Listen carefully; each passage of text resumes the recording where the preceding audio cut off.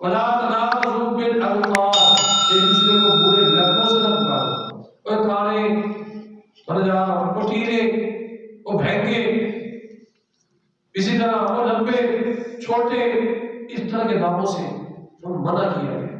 اکثر بچے، چونکہ ہم شعبہ ہے بچوں کو پڑھانا، اکثر بچے جو ہے ان کی شکایت کیا ہے، کیسے یہ میرے الٹے نام لے رہے ہیں، یہ میرے الٹے نام لے رہے ہیں، اکثر بچے یہ کہتے ہیں۔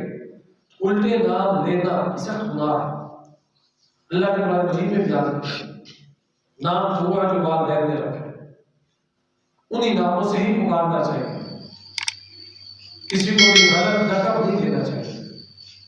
اگر کوئی بندہ یہ گناہ کرے، یعنی ایک دوسرے کا مذاق اڑاتے ہیں یا ایک دوسرے پہ ذات تراشی کرتے ہیں، یہ ایک دوسرے کو برے لقبوں سے پکارتے ہیں، یہ سارے گناہ اگر کوئی کرے تو اس کی سزا کیا ہے؟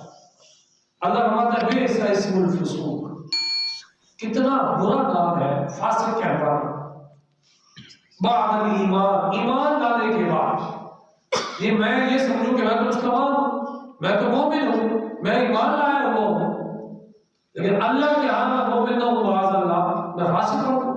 کیوں؟ میں نے یہ گناہ اگر کیے ہوئے، یہ گناہ کرنے کے بعد بندہ اللہ کی نظر میں فاسق بن جاتا ہے۔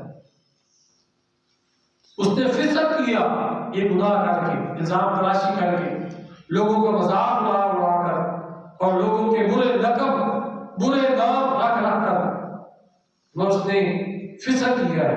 ایک بندہ نمازی بھی ہو، نیکوکار بھی ہو، مسجد میں آنا جانا بھی ہو، اس کا اس کے اور کوئی اس میں عیب نہ ہو، اگر یہ تین یقینوں میں سے کوئی ایک ہو، یہ کام تو نہیں۔ اللہ فرماتا ہے کہ بئس اسم الفسوق، کتنا برا نام ہے فاسق کہلانا، بعد الایمان، ایمان لانے کے بعد۔ ومن لم یتب، اور اگر اللہ نہ کرے کوئی ایسا گناہ، یہ میں سے کوئی گناہ، یہ سارے گناہ کر چکا ہے، اسے چاہیے کہ وہ توبہ کرے۔ ومن لم یتب، اور جو توبہ نہ کرے، فاولئک هم الظالمون، بس وہی لوگ ظالمین میں سے ظالم لوگ ہیں۔ اور اللہ نے قرآن مجید کے دیگر مقامات میں فرمایا ان اللہ لا یہدی القوم الظالمین، بے شک اللہ تعالیٰ ظالم قوم کو ہدایت نہیں دیتا۔ ایک اور قرآن میں فرمایا واللہ لا یحب الظالمین، اللہ ظالموں سے محبت